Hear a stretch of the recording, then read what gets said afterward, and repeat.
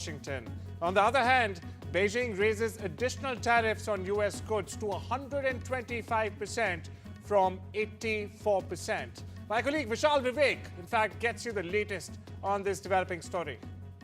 Xi Jinping waited for a while to give this statement. He was weighing in all his options. There was a lot of meetings going on during which China had decided to go on with some retaliatory tariffs of 84%. That happened about 2 days ago. And Xi Jinping would have weighed all these options and then finally made these comments. So he made these comments while he was meeting the Spanish Prime Minister who is on a state visit to Beijing. So it's interesting to see why he waited for about 3-4 days to make these comments. There have been some reports in the US that say that Trump is waiting for a call from Xi Jinping to resolve the matter, and Trump himself has said that he is expecting a very good deal with the Chinese authorities, and he has branded Xi Jinping as a very smart man. So he does expect a call from Xi Jinping, but this is a very defiant tone from the Beijing side, and the fact that he said that China is not afraid of taking measures and it's quite capable of handling its own affairs. So it will be interesting to see now what Trump says, because as I mentioned, the last few days Trump had been saying that even though he had been very critical of Chinese affairs, but he at the same time had been praising Xi Jinping. More than 16 years after the dastardly 26/11 Mumbai terror attacks, his sinister game is finally up. That's right, Tahawwur Rana, one of the key conspirators, was finally extradited to India from the US to face trial. A Delhi court has sent the Mumbai terror attack accused to 18 days NIA custody hours after he was extradited successfully from the US. My colleague Radhika Iyer gets you the latest on this story. Tahawwur Rana, the key conspirator in the 26/11 case, has finally been extradited to India. This is a big win for Indian agencies. He is under NIA custody and will be interrogated for the next few weeks to understand the larger conspiracy behind 26/11 attacks and the role of Tahawwur Rana and who he was in touch with, the role of Pakistan, ISI as well as Pakistan Army, something that will be revealed as Tahawwur Rana gets interrogated. Remember, his name was there in multiple charge sheets filed by the agencies here. His name was also taken by David Headley, one of the other conspirators in the attacks case. During his deposition, as per David Headley, it was Tahawwur Rana who had helped David Headley set up base in Mumbai, helped him conduct recce's. There was logistical assistance provided to him, and it was Tahawwur Rana who played as an important intermediary between LET operatives and David Headley. So Rana's role is very, very crucial. He played an important link there, and he is the key plotter in the 26/11 attack case. And this also comes as a huge relief for victims and survivors of 26/11.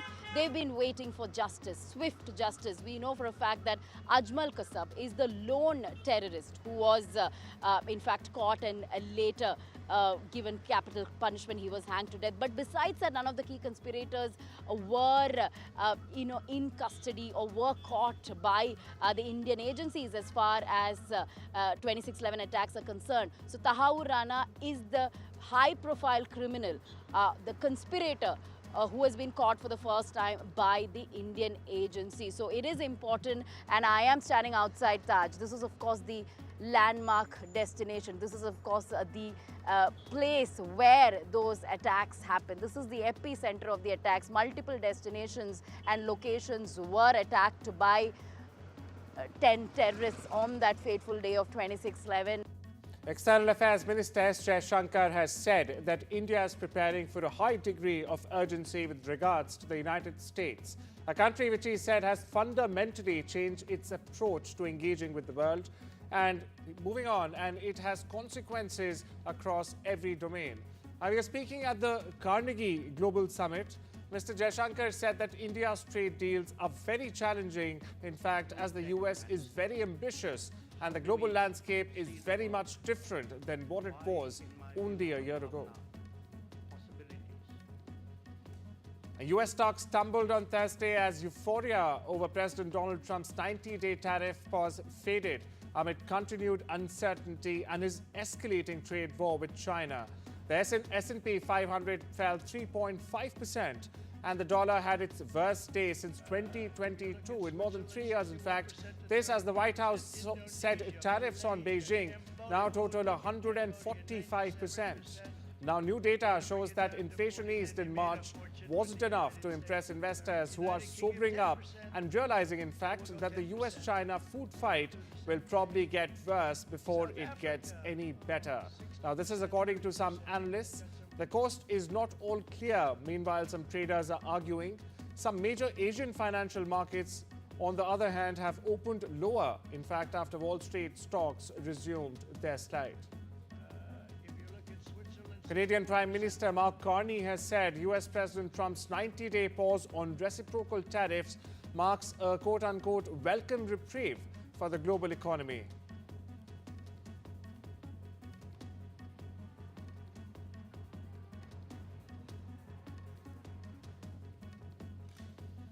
A Russian-American woman freed by Moscow arrived back in the US late Thursday as a part of a prisoner swap completed as the two countries aim to repair ties. Now, a plane carrying Senior Carolina landed around 11 p.m. Eastern District Time at Joint Base Andrews, where she was greeted by her fiancé. Now, Carolina was released earlier in the day with exchange for a Russian-German man who had been jailed in the US on smuggling charges. Carolina was arrested in the Ural Mountain city in February 2024 and convicted thereon of treason on charges of stemming from a donation of about $52 to a charity. Yes, $52 to a charity aiding Ukraine. Meanwhile, US authorities have called the case absolutely ludicrous. Russia said on Thursday that its forces had gained control of a settlement in Ukraine, while Ukraine reported on the same day that it had repelled multiple Russian attacks. In its daily briefing on Thursday, the Russian Defense Ministry reported that the Russian military in fact targeted several military airports, missile and artillery depots in Ukraine, shooting down 200 Ukrainian drones. And the ministry also stated that Moscow's forces had gained control of the settlement of Zuravska, in fact in the Sumy Oblast area of Ukraine. On the same day, the General Staff of the Ukrainian Armed Forces reported that there were 149 clashes, in fact, in frontline areas over the past 24 hours alone. Australia has declined China's proposal to form an alliance against the United States tariffs imposed by President Donald Trump's administration. Now, the decision comes as Washington escalates its trade war with Beijing, imposing a 10% import tax on Australian goods and significantly higher tariffs on Chinese products, 145% now. China's ambassador to Australia suggested that the joint resistance is the only way, that's right, the only way to counter America's hegemonic and bullying behavior.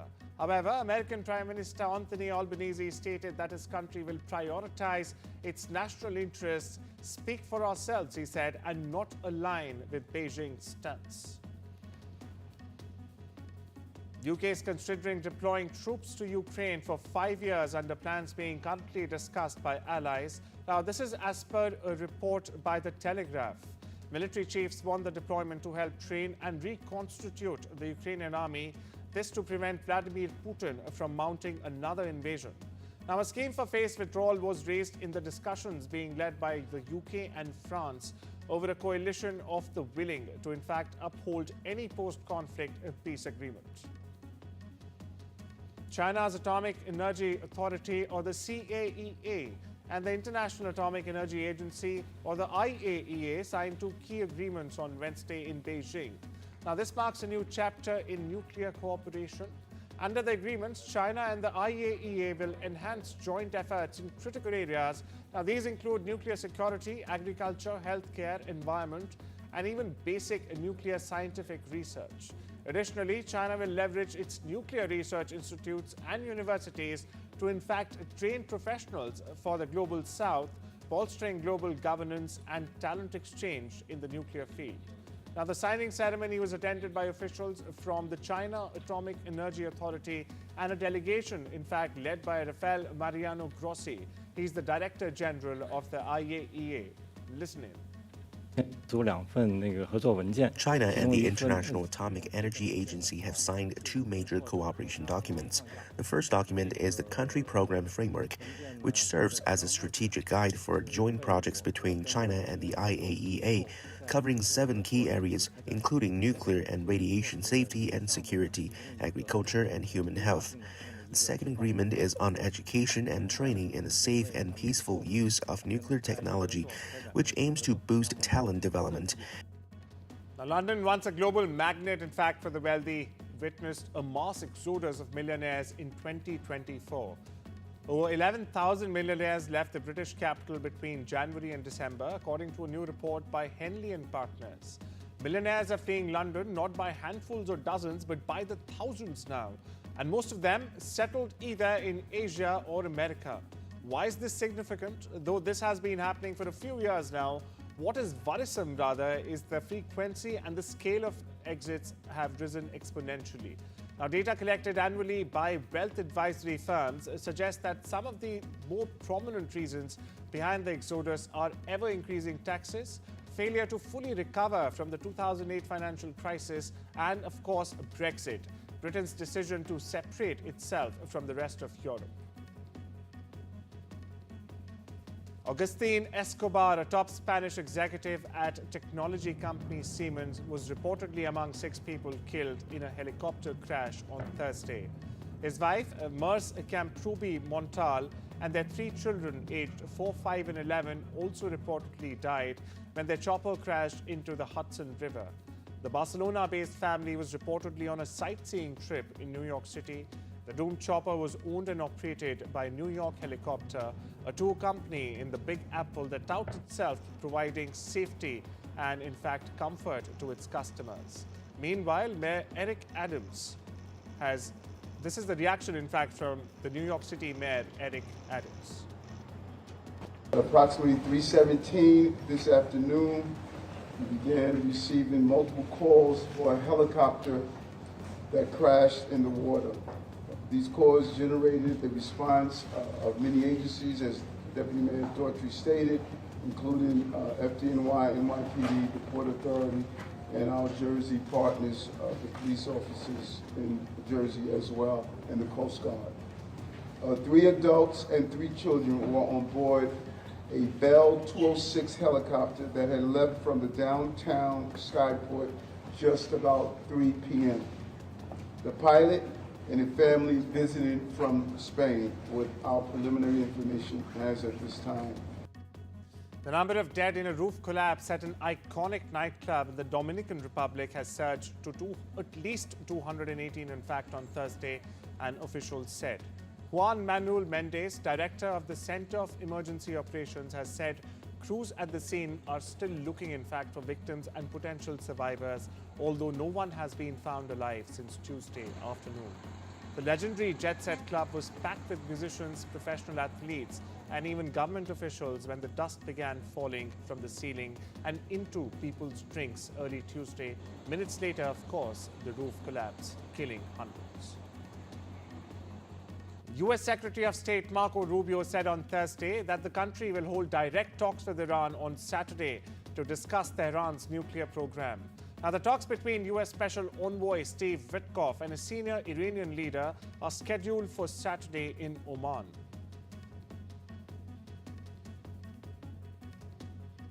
Staying with West Asia, 10 Palestinians detained from Gaza by Israeli troops were freed and in fact returned to the territory on Thursday, saying they had suffered constant abuse while being imprisoned. On the other side, Israeli Prime Minister Benjamin Netanyahu has denounced about 1,000 current and retired Israeli Air Force reservists who signed a letter, in fact, calling for the end to the war in Gaza, referring to them as marginal and extremists, while expressing support for the serving pilots' dismissal. In a statement posted on social media platform X, in fact, on Thursday, Netanyahu's office said that the Prime Minister backs the decision of the Defense Minister and the Israeli military chief of staff to dismiss those who signed this letter. The document, which ignited a political uproar in Israel, urged all Israeli citizens to, in fact, demand an end to the war, warning that the bombardment of Gaza puts Israeli captives held in the enclave at risk. The International Court of Justice has begun hearings into Sudan's allegations that the UAE violated genocide convention by supporting paramilitary forces accused of atrocities in Darfur. At the opening session in The Hague on Thursday, Sudan urged the United Nations top court to impose emergency orders, also known as provisional measures, to stop the UAE from backing the Rapid Support Forces, or the RSF as they are called. It's a paramilitary group that Sudan says is carrying out systematic killings of an ethnic group. Listen in to the UAE reaction on the allegations. So when the applicant suggested this morning that it had no choice but to file this case, that is just not true. The applicant rushes to this podium in The Hague, but for 2 years, it has left its seat at the negotiation table empty. Mr. President, against this context, the idea that the UAE is somehow the driver of this reprehensible conflict in Sudan could not be further from the truth. This case is the most recent iteration of the applicant's misuse of our international institutions as a stage from which to attack the UAE. At every occasion, including here today, the applicant has leveled allegations that are at best misleading and at worst pure fabrications. In a polarized political landscape, Ecuadorian voters will choose Sunday between an incumbent young millionaire and a leftist lawyer, in fact, to lead the South American country for the next 4 years. President Daniel Noboa and leftist challenger Luisa Gonzalez will face off in a presidential runoff as Ecuadorian voters once again try to find a solution to the extortions, killings, kidnappings and other crimes that have accompanied them, or rather plagued the country emerged from the pandemic. Now, both Noboa and Gonzalez advanced to the runoff after being the top vote getters in February's first round election, while Noboa obtained 44.17% of support, while Gonzalez managed to garner 44%. Sunday's vote will be a repeat of the October 2023 snap elections that earned Noboa a 16-month presidency. Here's more. Ecuador has always been insecure, but stable in a volatile continent. But now it is dealing with becoming a hub for the drugs trade and grappling with powerful prison mafias. Geography plays a part here. Ecuador is bordered by the two giants of cocaine production, Colombia and Peru. Guayaquil, the country's port city, has become a point for drugs to move from the country to Europe. Well, Prada has actually taken over or bought its competitor Versace. Now, this move comes as both the firms were competing, and now the House of Versace will be a sub-brand, in fact, of its most versatile or peaked competitor, Prada.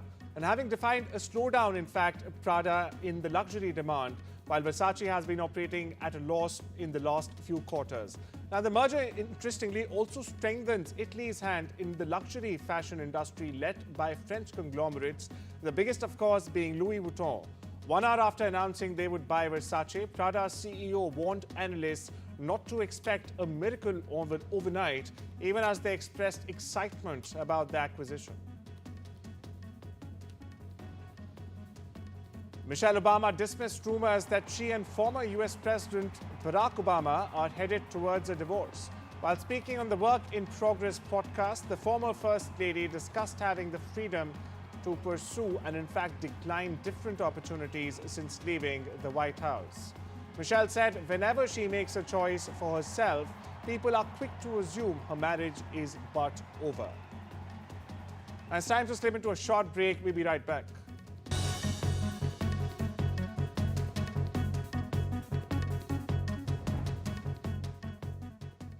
Goldbank London, your #1 place for buying and selling gold. Visit goldbank.co.uk or call 0203 500 1111. Imagine if every choice you made was the right choice. A dead cert. Like Sun Life's 5-star rated over 50s plan. It's a sure thing. Now, with new and improved features, plus you get a free £140 gift card. Get your quote today.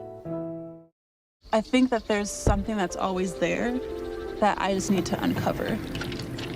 Like, I know I'm gonna get there, but I have to be patient with myself. That's probably the scary part for me. And it's okay, like, if you completely pivot and change.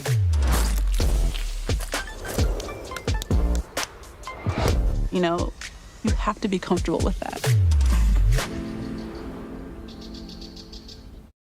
Nothing beats a celebration. And at Tesco Mobile, we're ringing in 30 years of Club Card with deals like the Samsung Galaxy S25 Plus, with 25 gigs of data for just $43.99 a month with Club Card prices, saving you £270. Better yet, that price is frozen for the duration of your contract. And you can even bag a £30 Tesco gift card too. It pays to be connected.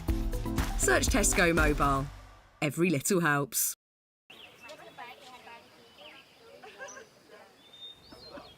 Did we? Yes, we did.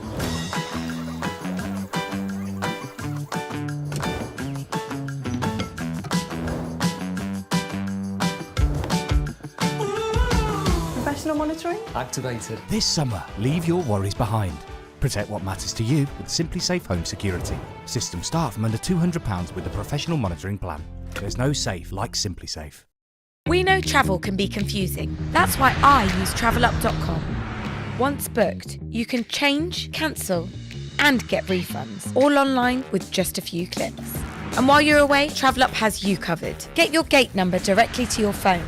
And get this, TravelUp will even automatically process your compensation claims if your flight has been delayed or disrupted. Book now on travelup.com or call 0207 580 5000. TravelUp. Flights, hotels, holidays. Whatever you need to ask about cancer, Macmillan's free support line is just a call away. Hello, Macmillan. Whether it's money... Am I going to lose my job? Getting on with life. Can I still go abroad? Get insurance? Or just need someone to listen. How do I tell them? Our specialist advisors are here to help as often as you need them. Whatever you need to ask, cancer, money, life, call us now on 0808 134 1000.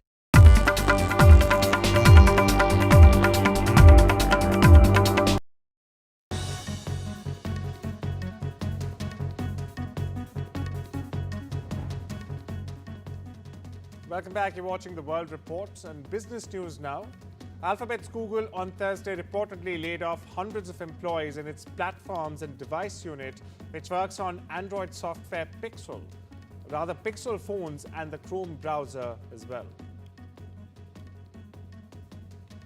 According to reports, U.S. Defense Secretary Pete Hegseth has ordered the termination of IT services contracts totally valued at a whopping $5.1 billion with companies such as Accenture and Deloitte.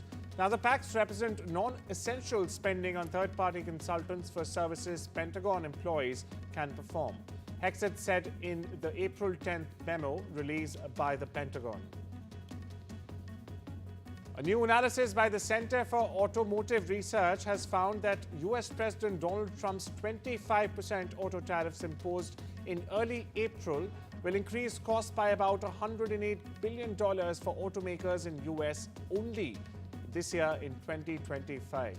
Now, the study that was released by Ann Arbor, a Michigan-based organization, found Detroit automakers Ford Motors, General Motors, and Stellantis, maker of Jeeps and Ram trucks, especially will see increased cost of $42 billion. The study further found that Detroit 3 could see tariffs of nearly $5,000 for the parts, in fact, they import on average for each car produced in the US, and about $8,600 on average for each car they, in fact, import. In the world of sports, Justin Rose used a red-hot putter to grab a three-shot lead over a trio of players that including defending Masters champion Scottie Scheffler on Thursday at the Augusta National, where Grand Slam-seeking Rory McIlroy ran into trouble late. Now, Rose, twice a runner-up at the year's first major, needed just 22 putts en route to a 7-under par 65 that in fact equaled the Englishman's best start ever to a Masters. IPL bigwigs Chennai Super Kings or the CSK and Kolkata Knight Riders or KKR would be looking to return to winning ways when they clash at the M.A. Chidambaram Stadium in Chennai later on Friday.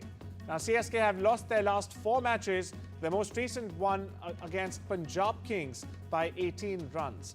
On the other hand, KKR lost their last match against Lucknow Super Giants by a mere 4 runs. The world of entertainment, a jury on Thursday found that rapper Soulja Boy was in fact liable for sexually assaulting and physically and emotionally abusing a former assistant, awarding the woman more than $4 million in damages. Now, the decision from the Los Angeles County jurors came after a 3-week trial in Santa Monica, California. The 34-year-old rapper Soulja Boy, whose legal name is DeAndre Cortez, was found liable for assault, sexual battery, and intentional infliction of emotional duress or distress, as it's called. Jurors did not find him liable for false imprisonment and other allegations that were levied against him. They, however, found the woman should get about $4 million in compensatory damages and an additional $250,000 in punitive damages. Actress Sydney Sweeney and Amanda Seyfried are teasing their adaptation of The Housemaid. The two co-stars in the psychological thriller, which also stars Brandon Steckner from 1923 and was directed by Paul Feig. It's adapted, in fact, from a popular novel series by Frida McFadden and is all set to hit theaters across the US on the 25th of December. Here's more. I think the mystery came natural. It was just there. we kind of just found it mysteriously. I also think it's, if you can enjoy yourselves between takes and understand exactly what it is, like the story that we're trying to tell, which we did, you can have fun. Yeah. And you feel comfortable and you can kind of like explore different crazy places. And there were so many moments. We had just it was like a free-for-all at points, especially when the three of us were in a scene together, because each one of us wants something different and is a different character. Football star, rather legend, Cristiano Ronaldo creates movie studio with filmmaker Matthew Vaughn. Yes, that's correct. Cristiano Ronaldo and British film director Matthew Vaughn have started an independent film studio in what will be the Portuguese football star's first foray into movie-making business. And with that, it's a wrap on this edition of the World Report. I'll see you Monday. Meantime, have a wonderful weekend and take care.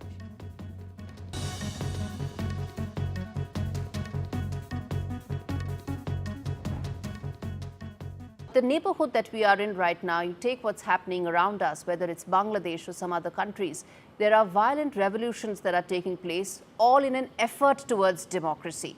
How do you view that, especially in the context of Bhutan's history being completely opposite of that, and you have the advantage of history, apart from, of course, leadership lessons? So this is exactly the point I've been trying to make, and especially to our own people.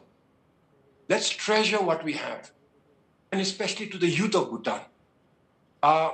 In our region, whether it's India, Bangladesh you just mentioned, Nepal, Pakistan, Sri Lanka, Maldives, Afghanistan. Putting them on trial and making them feel that they don't fit into that ideal rape survivor bill. Tell us what made this judge, remark like this. What was this case all about? Well, this victim who was a student of postgraduate student from Noida University, and she had in fact narrated her this incident as you have just said, narrated that she met a few men at bar, and till 3 a.m. they were in the bar, and she felt very intoxicated, and she needed a place to go, and the man at that time had offered her to rest at his place. Now, while the man had asked her to told her that he's taking her to his own flat.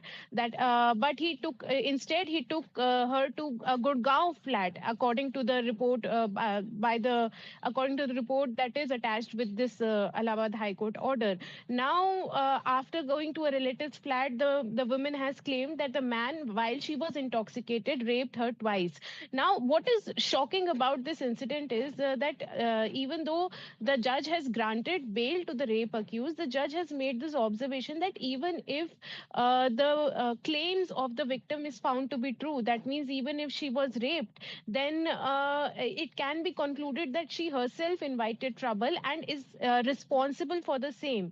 So, and he went on to say that being a master's student, being a postgraduate student, she very well understood the morality and significance of her actions as disclosed by her in the FIR. Now, these observations are actually glaring, because granting bail on facts of the case or based on evidence is one thing, but granting bail while making such observations against the victim while the trial is still to happen, while the truth is yet to be established by a trial, a fair trial, the judge has already went on a track and made this victim shaming kind of moral policing observation in the order against the victim. So it is in fact a very shocking order from the Allahabad High Court, just days after the Supreme Court has already taken a suo motu cognizance against a similar High Court order in a case of sexual assault against minor. Right. So it is a very shocking one.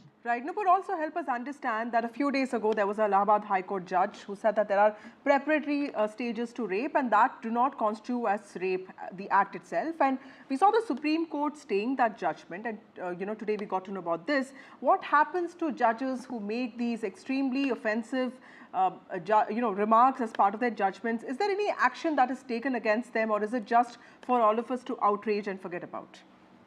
I think it is just for all of us to outrage and forget about, because as such there is no action taken on the Allahabad High Court judge who had in fact passed that controversial order, whereby the Supreme Court judge Justice B.R. Gavai, while staying the controversial parts of the order, had in fact went on to say that this shows total lack of sensitivity, and in fact that order was found to be inhuman